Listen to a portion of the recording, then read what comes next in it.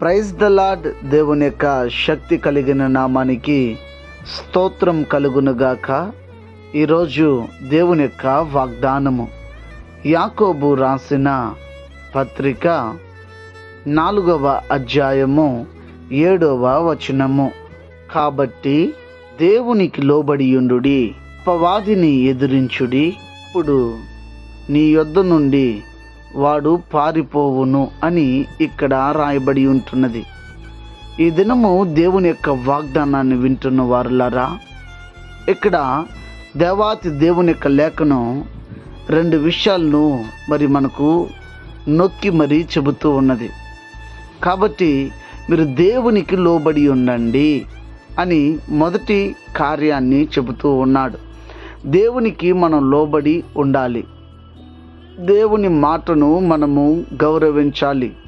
దేవుని మాటను మనం పాటించాలి.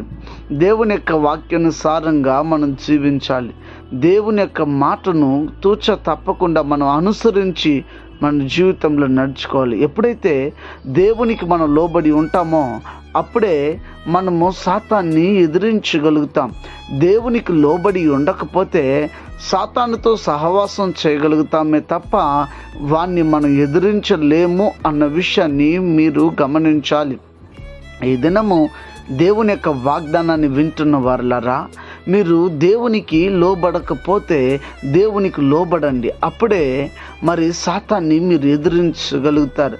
చాలామంది పట్టబడినటువంటి ఆ స్థితుల నుంచి విడుదల పొందాలని కోరుకుంటారు, కానీ వారు దానిలో నుంచి విడుదల పొందలేకుండా పోతున్నారు. కారణం ఏంటంటే దేవునికి లోబడకుండా పోవడాన్ని బట్టి వారు పట్టబడినటువంటి స్థితిలో నుండి వారు లోబడక పట్టబడిన స్థితిలో నుండి వారు విడుదల పొందక ఉంటున్నారు.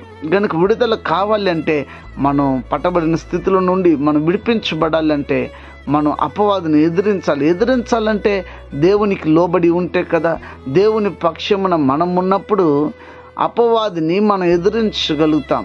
దేవుని పక్షమున మనం లేకుండా, దేవునికి లోబడకుండా మనం ఉంటే అపవాదిని మనం ఎలా ఎదిరిస్తాం? కనుక గమనించి వాడిని ఎదిరించాలి. వాడి మీద మీరు ఉన్న పట్టబడిన ఆ యొక్క పాపముల నుండి మీరు విడుదల పొందాలంటే దేవునికి లోబడి ఉండండి.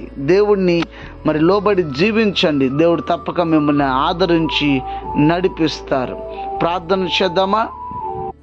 కనికర స్వరూపుడా, నమ్మదగిన వాడా, నీ ఘనమగు నామమునకై స్తోత్రం. ఈ ఉదయకాల సమయమందు చక్కగా మీరు మాతో మాట్లాడారు, అందులకై స్తోత్రం. నీకు లోబడి అపవాదిని ఎదిరించే జయ జీవితం మీరు మాకు అనుగ్రహించండి, కృప చూపించండి, నీ కాపుదలను దయచేయండి.